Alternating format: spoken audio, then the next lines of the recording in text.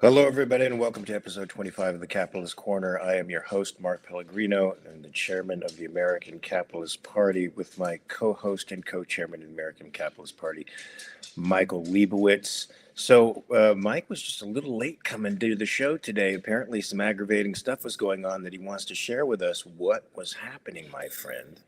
Okay, let me give you a little background. I first came into the public eye in 2018 because I was a regular guest on the Todd Feinberg radio program. I was on the show for a few years. Even once I got out, I was on the show. And oftentimes people just didn't want to hear this guy's a criminal, blah, blah, blah, blah, blah, blah, all that stuff. Fine, you're welcome to your point of view.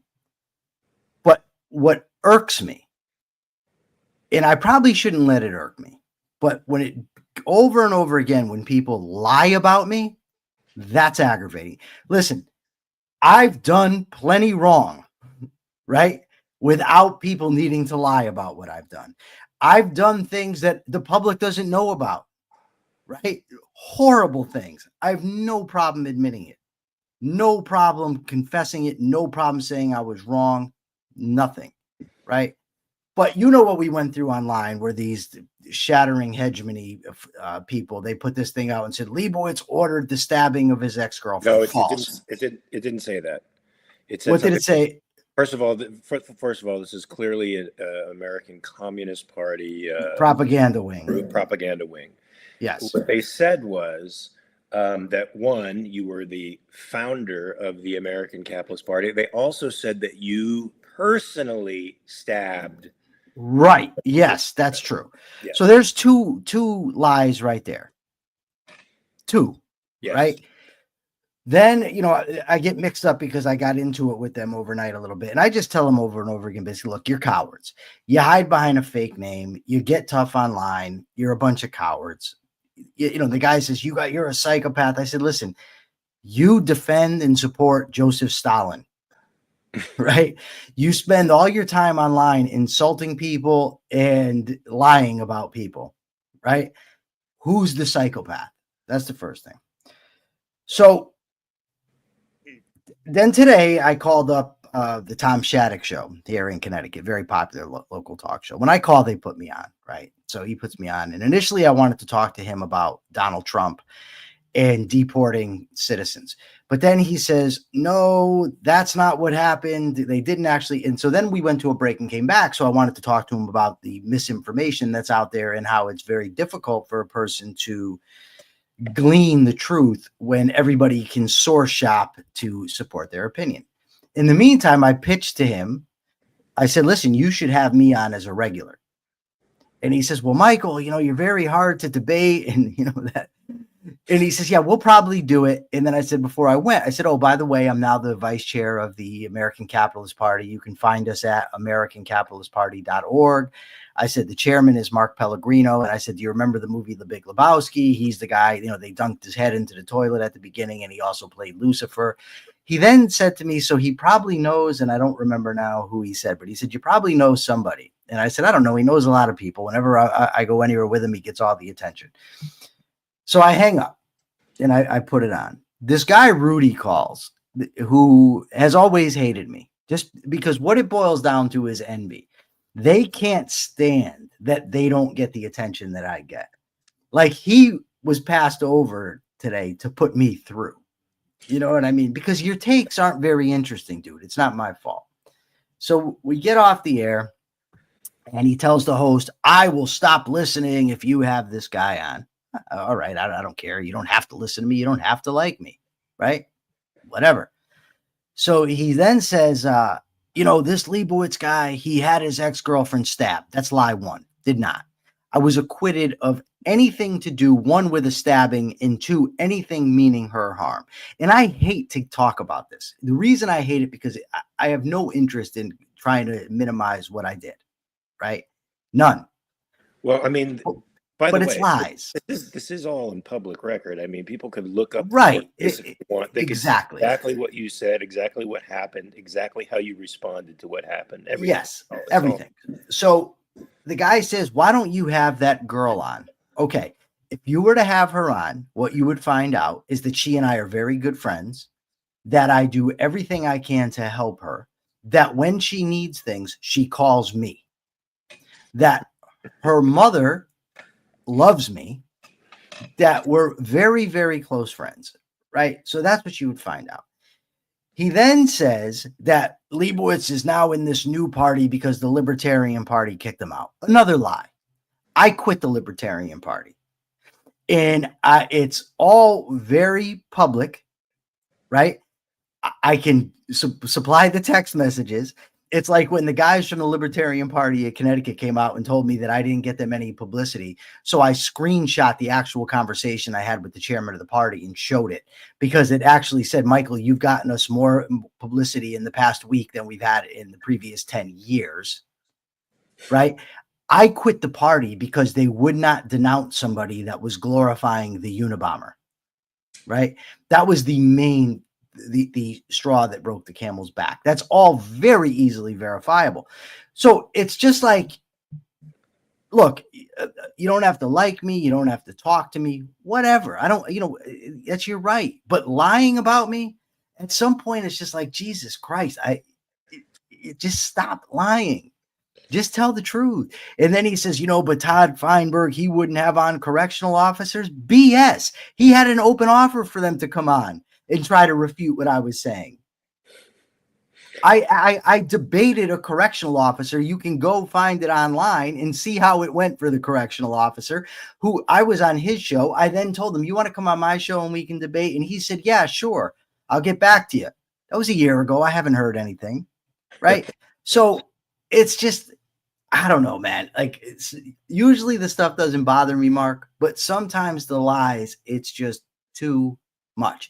The guy says, well, Liebowitz never apologized. I've apologized over and over and over again. What do I have to do, Mark? I get right? this too. Every time I meet somebody, I have to say, hi, my name is Michael Liebowitz. I'm a convicted felon and I feel very badly for what I've done in life. Like I'm not doing that. And if that makes me a bad guy, then screw it. I don't, whatever. But that's my rant, and that's why I was late getting to you on the feed here. I just want to tell you, your frustration is absolutely normal. I share that same frustration, and then people think you're being over emotional. No, it's actually a natural reaction for somebody who aspires to full integrity, to lies and subterfuge. I mean, when you're confronted with bullshit, and it's absolute bullshit, and the person saying it has no interest in discovering the truth. Their only interest is in smearing you and making you look bad to the people. You know what? That inspires anger. That inspires frustration, because in today's social media climate, the bullshit gets a purchase in the social media. It goes viral. Lots of people see it, and then they in turn don't question it, and they pass it on, and it gets magnified. So I understand completely where you're coming from. I've been having this feeling for a long time, because things I have said have been taken out of context over and over and over again. And it's as if every new person who comes to social media sees the thing that was controversial 10 years ago and re-digs it up like a reanimating a corpse. And it's still bullshit, but they believe it as if it's real. So every couple of years, these stories recycle with a new generation of people coming on X, and it's horrible. It's impossible to fight. And now we have Smashing Hegemony, which is an arm of the American Communist Party that are attacking both of us because, well, we fight back. We lying. That's the thing. See, that, Mark, is what pisses me off. Well, that's lying. What do. That's what communists do. There's such gutless cowards hiding behind pseudonyms pretending to be revolutionaries. Yeah, that's right. It's pretty gross. It's pretty gross. And speaking of gross, there's another article in the Jacobin that just drove me insane. Did you know this article would drive me insane when you sent it to me? I don't know what I knew. I probably sent it to you at 2:00 this morning. I couldn't sleep. I got up, I read, and just ripped them off to you. Okay, so another sleepless night. That sucks. Yes. And we can hold the commies responsible for this. We can. So look, the Jacobin is one of the most disastrous publications I think I've ever read. I've only read 2 articles from it, and both were on the wrong side. Not only wrong, but like wrong by degrees of magnitude. And clearly we can tell what their orientation is by the name. So the title of the article is "Only a Democratic Constitution Can Stop Trumpism." Now, I want you guys to let that idea sink into your brain a little bit. Only a democratic constitution can stop Trumpism, and then proceeds to talk about how the Constitution has enabled Trump to become overweeningly powerful, and has enabled the executive to have the incredible reach and power that it's frankly not allowed to have in the Constitution. And part of the reason it claims is because there are all these anti-democratic stops in the Constitution, and if we had a Constitution that made the politicians accountable to the people by direct vote, this includes the courts, who should be accountable to the people, then we would be avoiding these problems. Now, there's so much wrong with this. It's almost difficult to start. I almost wanted to take this article like I did the last Jacobin article and go paragraph by paragraph by paragraph and talk about the errors that this person makes with respect to interpreting what the purpose of the Constitution was and why it is actually a real limit on the expansion of power. And by the way, I just wanted to mention the author's name is Luke Pickrell, a member of the Democratic Socialists of America. Of course he is. That should tell you everything Yeah. right there. But let's talk All about right. about. I had one more thing to say about the last topic, and then I'll address this topic. Okay. I personally would consider it a personal favor if, when we go off the air here, if everybody here would call, and I posted the number, you can see the Capitalist Corner, call 860-522-9842. The show will be on until 2. And then at 3 o'clock, the Reese on the Radio show will be on also. You can call that to do the same thing. Please call this number and express support for me. 860-522-9842. It'll give us a chance to promote not only me, which is great, but also the American Capitalist Party, because if they see that I have support, they're more likely to have me on as a regular. That'll give me more time to promote these ideas and to promote the party. 860-522-9842. The show is on every day from 11 to 2. That's the Tom Shattuck show. And then at 3, the Reese Hopkins show. Okay. Folks, if you guys can do that, please do that. And also remember to like the show. Yes, like the show. Rhythms like it. And also we want one of our guys, one of our top guys, to be a regular on a good radio show. We need the publicity. We need to get the word out there. So please support Michael by calling that number and telling him you like him a lot. Okay, go ahead. Let's talk about Thank you. Okay, so they're right. The Constitution is anti-democratic by design, right? It's meant to hold majorities in line because there's nothing sacrosanct about majorities. Majority does not mean correct. In fact, majorities are often wrong. I think it was James Madison who said, even if every citizen of Athens were a Socrates, it still would have been a mob. So that is true. But notice that what the goal is here. The goal is simply the majority should get what they want. That's it. Give the majority what they want, regardless of what it is. It has nothing to do with protecting individual rights, with validating the individual as the primary fundamental unit of society, who is an end in him or herself, whose rights need to be protected and deserve to be protected. It's all about, this is what we want and we should get it. Not to mention the fact that Trump violates the Constitution on a regular basis, as does every president that I'm aware of, going all the way back to Washington. So to blame the Constitution for anything seems a little off base for me, but to blame it in this regard is especially off base. And I sent you another article, and if we get to that, we're going to see a similar issue. And Sebastian Scalora says Mark should call the radio station. I agree. If Mark has the time, Mark should absolutely call. He's got quite a bit of pull. I don't know if anybody knows that or not. Hey,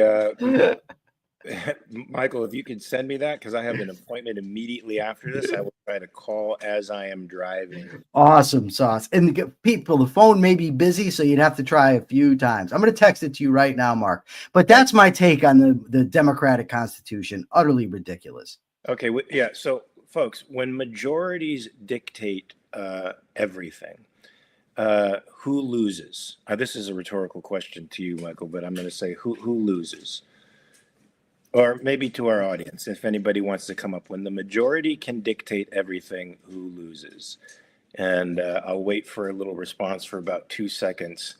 Eric Clayton says, hi, Katrin, but I don't think that was the answer to your question. I think he's just saying hi to Katrin. So I'm going to give it. When the majority dictates everything. I don't get a chance? I thought you were asking. Yeah, go ahead.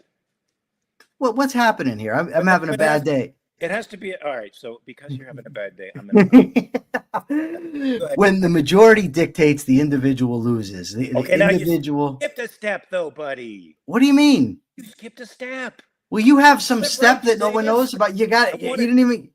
I wanted to build. Here, let me do it though. So tell Jim Valiant he's here. He's got to call the number 2. You gave the right answer, but you didn't build it. So when the majority dictates everything, who loses? The minority. Who's the smallest minority of all?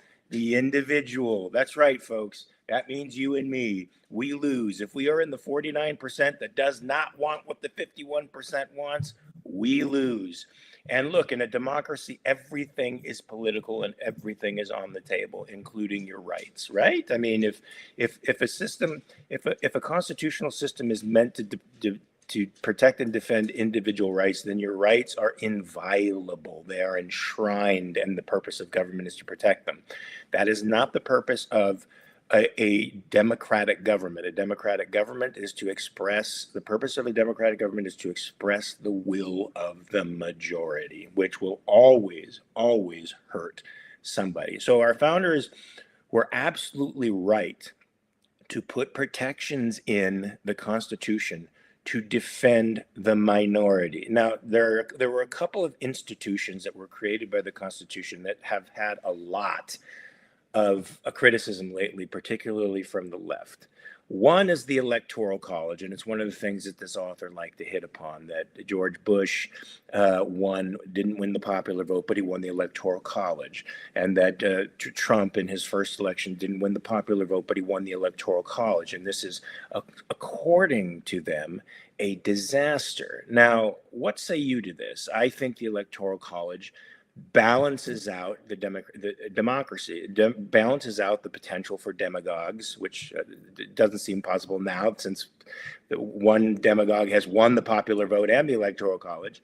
But it's supposed to be a check against demagoguery. It's supposed to be a check against democracy. And I think it is still a legitimate thing. It's also supposed to empower states with equal power, so that so that 2 states don't elect the president of the United States. So it's just not about the West Coast and the East Coast and everything else is flyover country, but rural populations have an equal say in who becomes the president of the United States. Now, people think this is somehow unfair.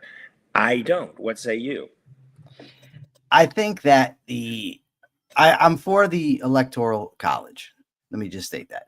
I do think that it is of far less importance than it was at the founding of the country. They were trying to protect small states. It was also at a time when the president was actually, we didn't have the situation today where it's basically a national election. The Senate was chosen differently. So there were far more protections against democracy than what there is right now. And given the overall philosophical inclination of the country, I think Electoral College or no Electoral College, we're in trouble, right? I think that all sides, and by that I mean both sides, so that have the major power structures in the country, have horrible ideas that fuel horrible policies, and both are prone to extreme demagoguery. So, right. And but I do think, I think that their idea that if you just get rid of the Electoral College, it's going to be great, or that's a great step, they're dead wrong in that. As they are in trying to reapportion the Senate.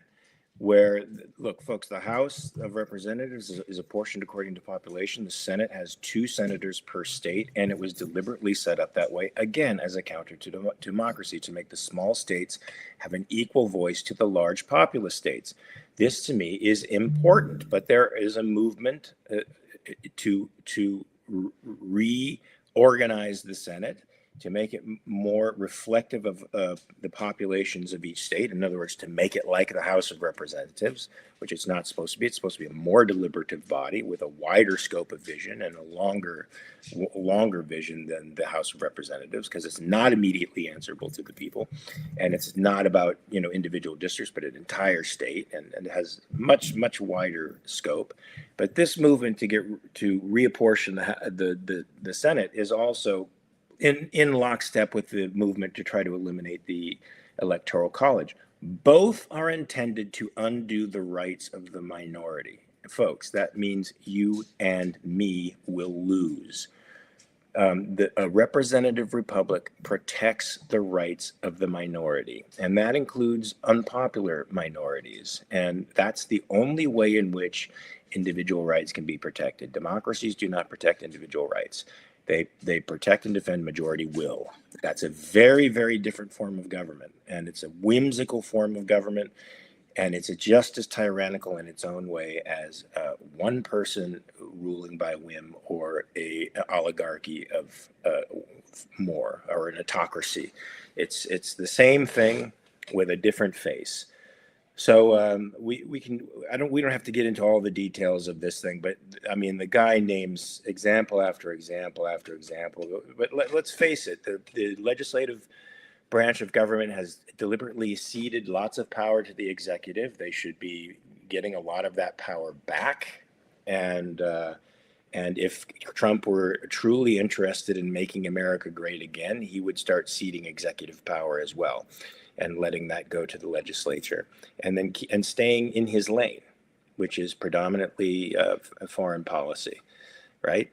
And executing the laws of the land, and not testing the Constitution's limits to see how far he can push them, and how far the executive can actually go before somebody stops him.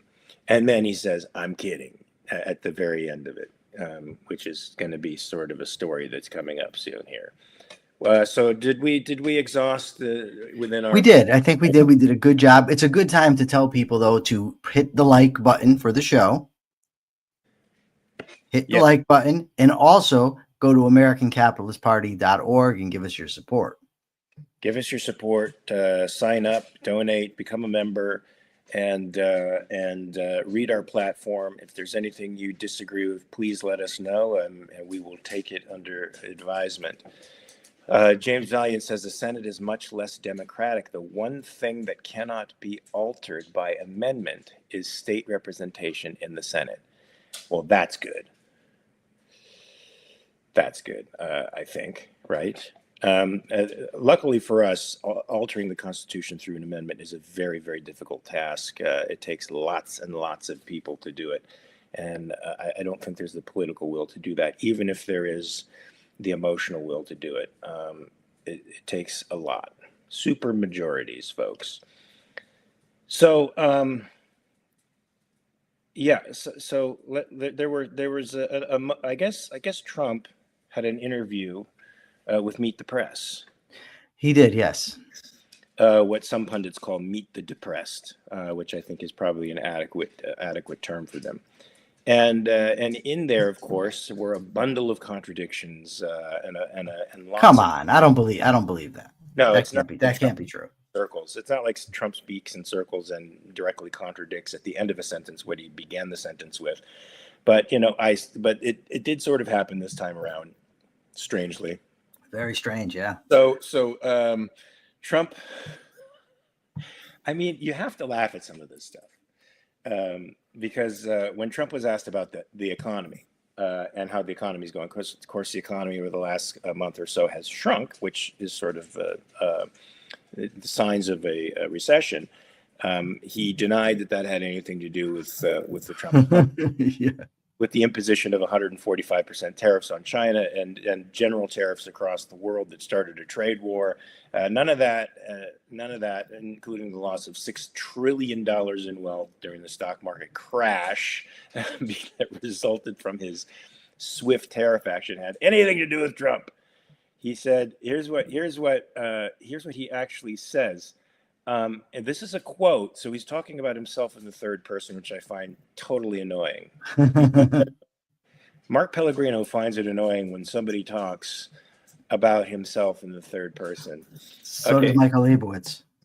So Trump says, I think the good parts of the economy, the good parts are the Trump economy, and the bad parts are the Biden economy, because he's done a terrible job, he said.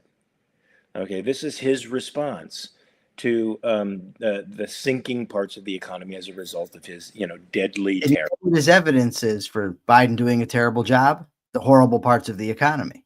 That's it. Yes, he has a wonderful circular argument. So his thinking reflects his verbiage, circular all the way around. Well, so the Meet the Press moderator, Kristen Welker, poor thing, pressed Trump to explain his reasoning when the Commerce Department last week indicated the economy shrank in the first quarter of 2025, meaning all but 3 weeks of the numbers were during his term. So here's Trump's response. Here's his educated, articulate, and detailed response to that query. I was able to get down the costs. I guess he's talking about eggs. But even that, it takes a while to get them down. But we got them down good. We lost $5 to $6 billion a day with Biden, $5 to $6 billion, and I've got that down to a great number right now, in record time. Trump said. I love the way now they actually quote him exactly, so you can see how he never quite completes one thought and flits to another like a hummingbird flitting between flowers. So what do you think of that? What do you think of this? Is Trump to blame for the things that are going wrong in the economy, or are these employment numbers that were apparently beating expectations? Is that him? I don't know, because there's a lot of things that affect the economy. All things aren't equal, and Biden was horrible with his policies, and so was Trump before him, and Obama before him, and Bush before him. So there's no telling who exactly is to blame, although I don't think it's a coincidence that you have a bad stock market the day after Trump announces his tariffs. But this has to do with growth. So I don't know. But what I do find eminently both disturbing and comical is the fact that we have a nearly 80-year-old president who is like a 5-year-old getting into a fight in the schoolyard. He started it. It was him. Whatever doesn't go the way he wants is somebody else's fault. Whenever something goes good, he gets credit. Even in his book that I finally finished, by the way, The Art of the Deal. I'm sorry. Yeah. Early in the book, he talks about when he was talking about a poll that went against him. And he says, as you probably can guess, I don't trust polls. Then later on, when it came to a different thing that went for him, he says, I was heartened by this poll that said that the people were for me. That's what we're dealing with. And when that's what you're dealing with, you have problems. Can I also say something? Something is going to happen on June 15th. This is sort of related to this article, but not. June 15th, Trump turns June 14th or 15th. One of those two dates. Trump turns 79 years of age. It also happens to be the 250th year that the Army was founded. And Trump is deciding to have a massive military parade. Now, where do we see military parades? Have we ever seen a military parade here, post-Civil War in America? No, Eisenhower was very much against it. I know that. Right. I know McClellan would parade the troops around Washington and all that, and they did exercises and stuff as a show of strength in lieu of fighting. But it's not really an American thing to parade missiles and tanks and to parade the military in their dress uniforms through the streets. I always see that in North Korea and China, and I see that in the old former Soviet Union. this flexing of military muscle, this pretense of showing how powerful you are through showing off your military. And of course, there's the excuse that it's the birthday of the army, but to have a military parade that costs $45 million to put up, just at the time when Doge is supposedly knocking down uh, uh, the size of government and the spending. It seems a little bit, I have to say, dictator-esque. It just smacks of a little Mussolini. Is this me? No, Jim Valiant and I actually recently did an episode of The Rational Egoist where we discussed the importance of rituals and symbols. And the symbolism of this, what it represents, is very akin to what you're talking about, to dictatorships, to military suppression, that type of thing. But that's what Trump worships, right? I can't say this enough. He is such an insecure human being. And because of that, he worships these strongmen, right? That's who he idolizes. He associates pretenses of strength with strength. So that's what he wants to project. He thinks if he puts tanks in Washington, D.C., or wherever he's going to put them, it's going to project strength on his part. But it really doesn't. Well, I shouldn't say it doesn't. It doesn't to anybody that understands what's going on. It does to the rubes that he's trying to convince. Unbelievable. Well, I also thought it was another interesting paradox, and Trump is if he's anything, he's a walking paradox, that he's trying to save the taxpayer money while saying, it's $45 million well spent. We should be the judges of whether or not that $45 million of our hard-earned money is well spent in a military parade aggrandizing the great ruler. I don't think it is. I would rather save that $45 million and give it back to the taxpayer who deserves it more than Trump and Washington. So I want to continue on with this Axios story about Trump and his interview with Meet the Press. So there was of course these hats started surfacing for Trump 2028, implying that there should be a third term. Now, do you know if these hats started surfacing first, or did Trump float the question that he would be? I'm not sure. I'm not sure either, but of course he did float the question. He did entertain the question, like, yeah, I might think about a third term, and was even discussing particulars about the way they would go about this third term. Now, he has since walked that back for reasons that should be clear to anybody with an IQ over 10, because the world, except for probably the MAGA freaks, literally freaked out about this. But now is, of course, it's just a joke. So the Trump 2028 hat started selling on the official Trump store. Now, I wonder if he gets this money at the end of his term, prompting yet another discussion on whether the president might push for a third term. Trump previously floated the idea, but he told Welker on Sunday, "This is typical Trump. So many people want me to do it." Yeah, but a lot of people are saying. A lot of people are saying, yeah, a lot of people want him to do it, but this is not something I'm looking into. I'm looking to have 4 great years and turn it over to somebody, ideally a great Republican to carry it forward, he said. Now, he strikes me as the kind of guy who's always pressing the boundaries. He's a narcissist, right? So he's always pressing the boundaries to see how far he can go. And it's like, if he got a really popular reception with this third term, do you doubt that he would try to subvert constitutional amendments to get there? No. And I heard that Steve Bannon, now this is just a rumor because I heard it third hand, that Steve Bannon was actually looking into ways to overturn the 22nd Amendment. A lot of people are saying that. Yeah, so a lot of stuff was going on in reality that is Are you laughing because that's a No, I'm laughing when I said a lot of people are saying that, because that's what, that's the Trump thing. We could basically just say, come up with anything and just say, I've heard, and people are talking and people are saying. Steve Bannon, I find to be another reprehensible individual. I think he's gross. I have no doubt at all that if Trump could get away with it, he would do it. I think the Constitution is still strong enough to prevent it. I hope the American people wouldn't go for it, but I've been surprised, Well, So it takes such a massive supermajority. I mean, the state legislatures, I think, have to vote by 75% of the state legislatures have to approve this, right? That's a Jim Valiant question, but I believe it's something like that. Well, there's two ways you can get to get an amendment. You can get, I convention. think it's 2/3 of Congress and three-quarters of the state legislatures, or you can have a constitutional convention proposed by the various states. I still don't think he would have.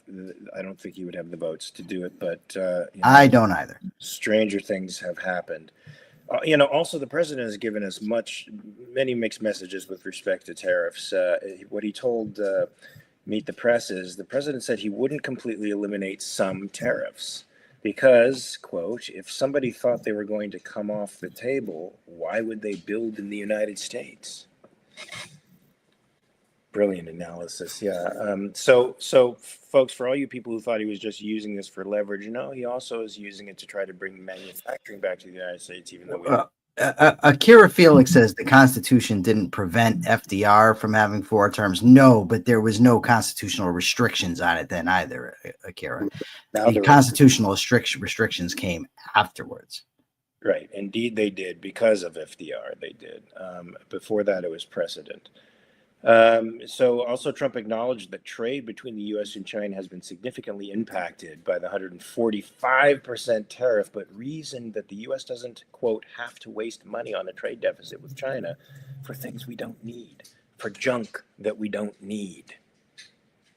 Yeah, and he's going to be the judge of what you need and don't need, by the way. Don't you love that?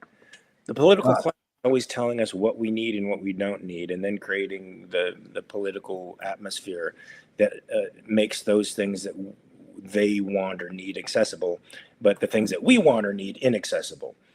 He says at some point he's going to lower them because otherwise you could never do business with them, and they want to do business very much. He's talking. They do. At that point. China, yeah, they want to do business very much.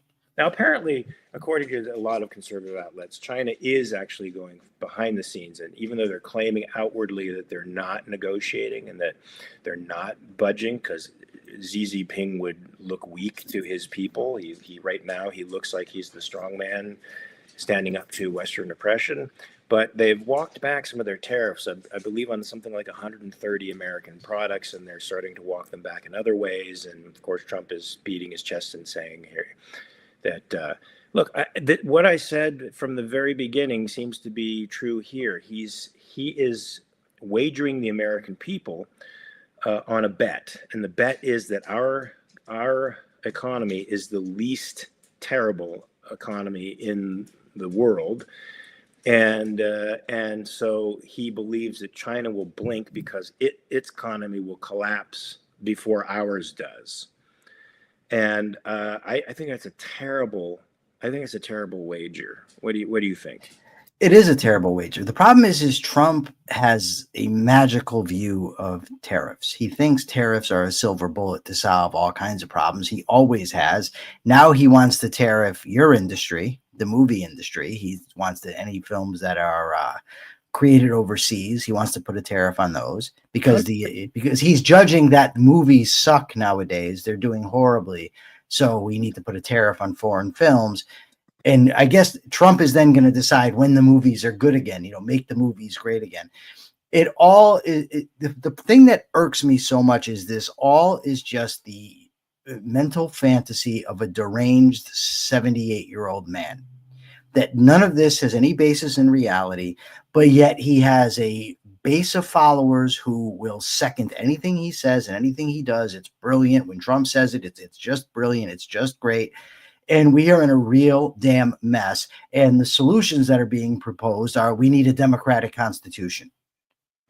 That's what we have out there. Or, AOC and Bernie running, talking about the importance of the Constitution, to socialists. So we are in very, very bad intellectual territory. Two socialists who would agree with the Jacobin article about the way the Constitution needs to be modified, by the way. But there is a third alternative, folks. You don't have to go with the semi-charismatic fake strongman of Trump and national Christianity on the one hand, or a secular socialism on the other.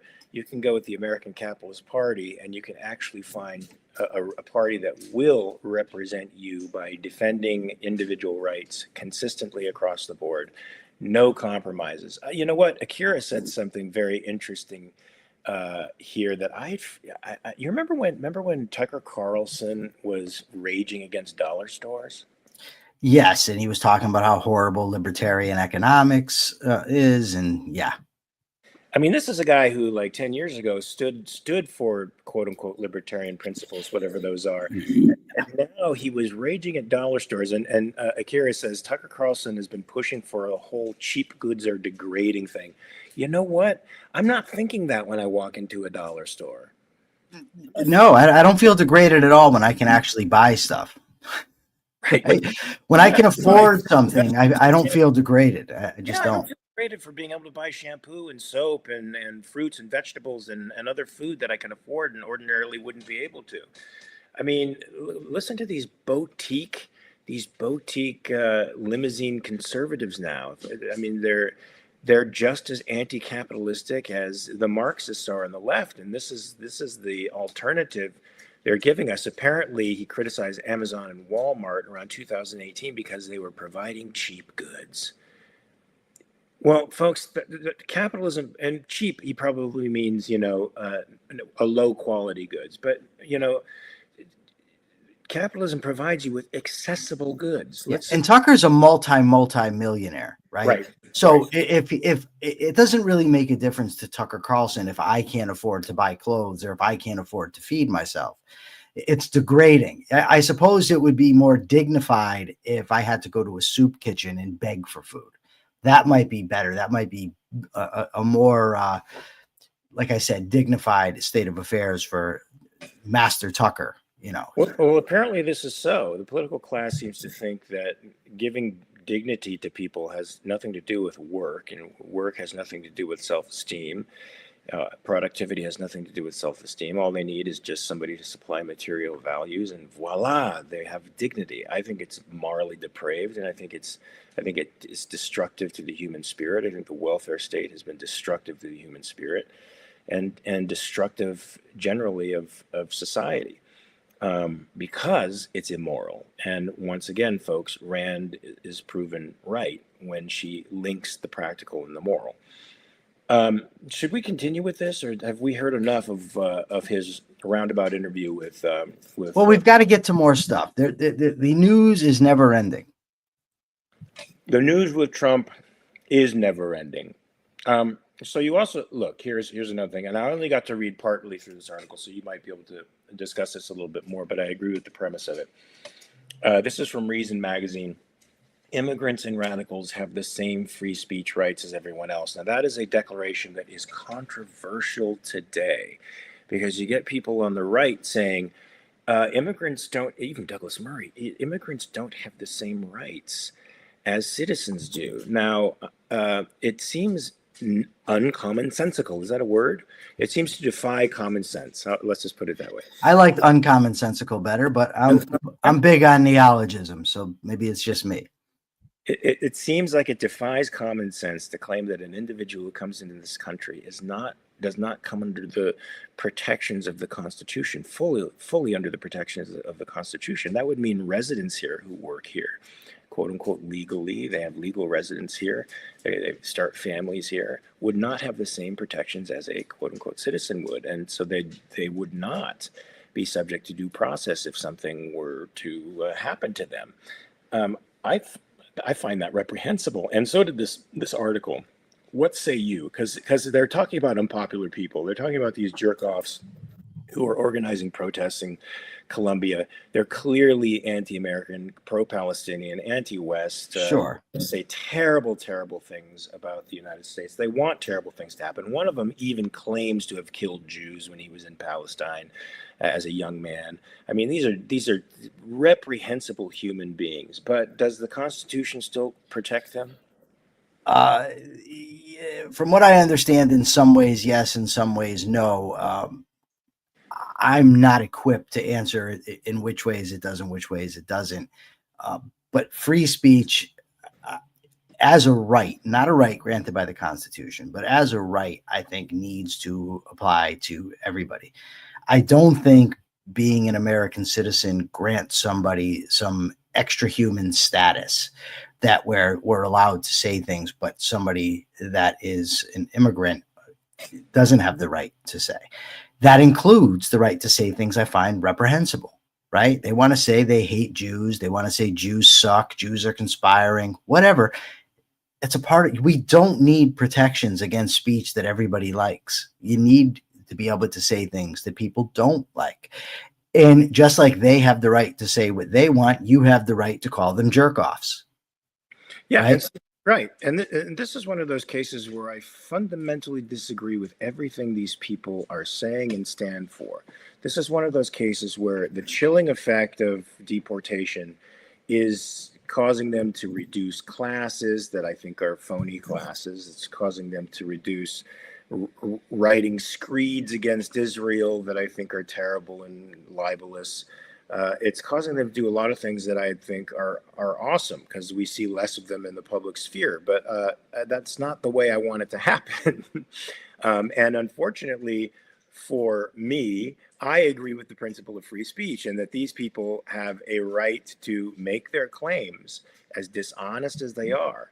And that the cure, the antidote for these people is not getting them out of the way and disappearing them, because eventually that's going to redound to you and I, to anybody who dissents, to anybody who disagrees with the administration or the establishment. The only antidote to bad speech is more speech. That's right. You have to stand up and make your voice heard, and you have to, in the public sphere, make a better case than they are. And now I know it's a little bit difficult because they don't argue in good faith. They lie a lot, and they continuously lie, and they know the lies are going to be reproduced by other people and get a lot of purchase. So you have a very difficult job in front of you, but they still have a right to do that.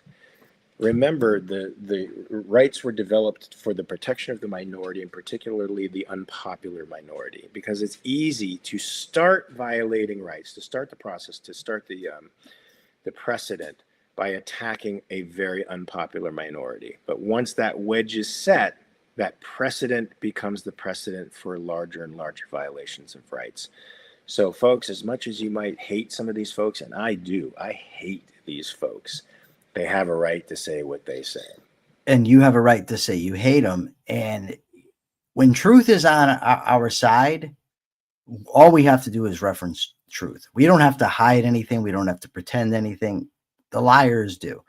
And we will always have the chance to expose them as long as there is free speech. We can debate them. We can demonstrate that they're wrong. We can demonstrate that they're dishonest. What we would not be justified in doing is initiating force against them to stop them from saying the things that they want to say, even when those things are reprehensible. Now, Akira says something very interesting, which I agree with. Only when they are promoting the use of force, I think they should be kicked out of the country. If they are inciting violence, and I got to tell you, the American Communist Party incites violence a lot. They are talking about violent revolution. And a lot of these pro-Palestinian protesters, they are actually violent. They're actually breaking things, vandalizing property, preventing Jews from going to class. Well, that's not an issue of free speech. Assaulting people, correct. But so certainly, but I think since the 60s and the mass protests that took place throughout the 60s, which went unanswered by the establishment for the most part and were allowed to happen, people have a distinct view that free speech, political speech, means they have the right to block your passage, to go where you're going. They have a right to sit in the middle of the street and prevent you from going where you need to go. They have the right to they have a right to impede your progress in some way or another. That's not true, folks. That's not free speech. I do have a question, though, about this idea of promoting the use of force. Now, I think clearly, if I go to Mark and I say, Mark, I want you to go punch that guy in the face, and then you go punch that guy in the face, clearly I've stepped over the bounds, right? I'm definitely inciting violence. But what if somebody, for instance, online says the only thing that's ever going to fix America is if we have another revolution? If somebody says that, is that promoting violence? Is that an incitement to violence? Is there even a clear line where we can definitely say that somebody is doing so? If somebody, for instance, says, I hope that the Palestinians win the war against Israel, is that promoting violence? Is it inciting violence? Is it just expressing support? And or if they say, the Gazans should ramp up their attacks on the Israeli mainland, or vice versa, if somebody says Israel should ramp up their attacks on Gaza, are these incitements to violence?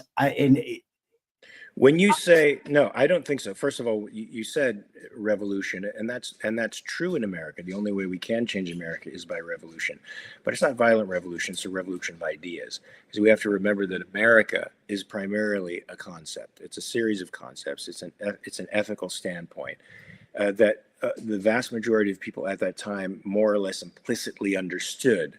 Not necessarily explicitly, but that was the reason we fought, because that's the reason we became non-citizens of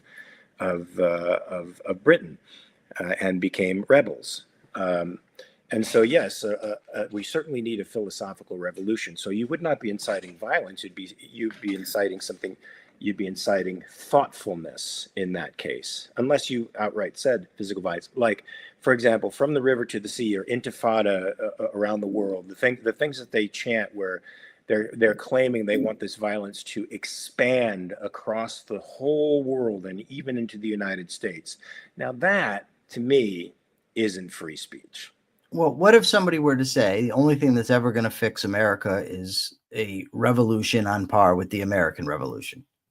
That clearly was a violent revolution. Well, no, it primarily wasn't. It was 10 years of legal battles with Britain. Sure, but it ended up in war. I mean, we can't get around that. It's called the American Revolutionary War. It is called the American Revolutionary War, but the American Revolutionary War was preceded by a revolution in thought a decade before actual violence broke out. Now that means that the American colonists were attempting as British citizens to assert their rights as the British, and they tried to do it through appeals to the king and appeals to Parliament over and over and over and over again, and over and over and over again. The Parliament in England asserted its colonial will over the people, and did so in a violent fashion. So they initiated force. They initiated force by bringing troops into America and quartering them in people's homes. They did so by initiating legislation against the population that forced them to pay owners' taxes. Owners, not by our terms. Well, that okay, good point, Mark. Right now, the taxes are far more onerous than they were at that time. Right now, the government has far more interactions in the average citizen's daily life than it did back then. Right now, we have military on our southern border. We have ICE doing raids, rounding up people to ship them out of the country. So if somebody were to say, right, not say to you or say to anybody specifically, you need to or you should pick up a weapon. But if they were to just say, well, the only thing that's ever going to stop this is if the American people have an all-out rebellion, would that constitute an incitement to violence that would not be free speech? See, I don't think so. And I do agree with the principle, right, that you don't have the right to incite violence. But as with all things that exist on a continuum, drawing that line is a very difficult thing. And I would just say that if there's a question about it, if we're not sure, I'm going on the side of free speech. There is a line. There is a line that I think Leonard Peikoff helped to draw back in the 90s when he was asked, when is it legitimate for a people to use violence against its government? No. But Mark, we're not talking about when it's okay to use violence. We're talking about when it's okay to say it. Yes, I know we are. But I'm also talking about what line does the government have to cross in order for us to legitimately say there should be an armed insurrection against the government. Do you understand? I mean, it's a slight diversion, but it's not a full diversion. And Peikoff's line was, when free speech is done. And we are approaching the point where free speech is on the table, on the chopping block, especially for the left and the right. And both of them are attacking free speech from different directions, which makes the dissemination of information very, very, very, very, very, very difficult, which makes choices for the American people very, very difficult to make. Right? For rational judgment is skewed when the information that's coming in is false. So we're certainly quickly reaching a time where the government is putting us in a position where our backs are against the wall. Unfortunately, we don't have the philosophical or legal acumen that our founders had, who were fighting this tooth and nail from a legal perspective for 10 years before any violence actually broke out. I have a question for you, Mark. Yes. Because we're running out of time here. So Akira Felix says they were celebrating that Luigi guy. I don't know how to say his last name either. The guy who shot the insurance guy in the back. He says they are promoting the use of force. Yes, they are. So celebrating somebody that's committed violence should be outlawed? I don't think so. I don't think so either. I don't think they are promoting the use of force. Well, I think they are. I think they do think. I think they're making excuses for this. Well, that's what. Well, then you can't say promoting the use of force is the standard to go by. It has to actually be incitement. I think. I don't think promoting. If that's promoting. Right. Okay. That's understandable. But do you think that the pro-Palestinian people who are saying from the river to the sea, or intifada around the world, whatever their chant is, and then engaging in violent protests in the street? Well, hold on. Well, then but once you introduce the second part, then it's not even a question. Because of the violence. But yes, but them simply saying that, the intifada should spread to the United States of America. That's free speech. I don't know.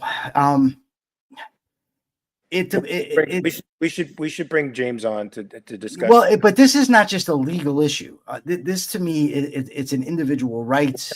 Can I say something? Issue. Look, sure.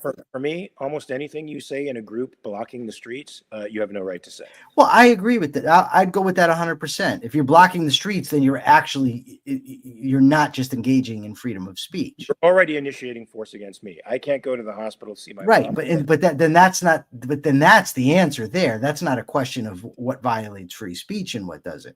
Correct.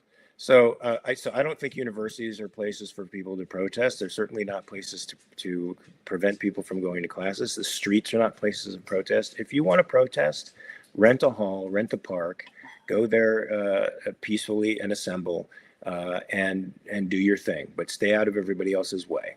That's I guess the deal. All right. So we got to do our capitalist thought of the day. And that's you today. It is me today. Okay. People, most of the people listening to this, I'm sure, will agree. But even those of you that do not agree with capitalism or are not fans of capitalism, don't buy the propaganda. Capitalism at its base means the protection of individual rights, the protection of your right to trade and to associate with whom you want to. It is the only moral system out there. Socialism represents a complete inversion of morality. It represents the glorification of the use of force to force people to trade in a certain way, be employed in a certain way, act in a certain way, and it ultimately must lead to tyranny. And that is the capitalist thought of the day. Again, people, please call 522-860. 522-9842. It's the Tom Shattuck Show. And just express your support for me. You might get a busy signal. Try again. And with that, I'll turn it over to the illustrious chairman of the American Capitalist Party, the wonderful actor and great friend, Mark Pellegrino. Thank you. Good capitalist thought for the day. Yes, everybody remember to call the Shattuck Show. Remember to put in a good word for Michael Liebowitz. Remember to hit the like button so we can keep this content going. I'm going to give James Valiant the last word because he essentially agrees with what we said at the very end, which is, you need me. True. Yes, we do need James. That's true. We need you pretty much everywhere, James. So don't go anywhere. Speech must be a part of an act of force. Solicitation, conspiracy, or calling for an immediate specific act of force. Okay, so I think we went round there. We were struggling with unpopular ideas and came round to the idea that that's pretty much where we landed. I hope, James. He says, all rights are one, a unity. Absolutely true. I couldn't agree more. And on that note, and on that great capitalist note for the day, all rights are one, a unity, folks. Remember that. Remember to call into the Shattuck Show. Put in a good word for Mr. Liebowitz. Remember to put the like button so that we can continue doing this show for you. And we'll have more news for you tomorrow from a capitalist perspective. Until that time, always remember to check your premises. Peace.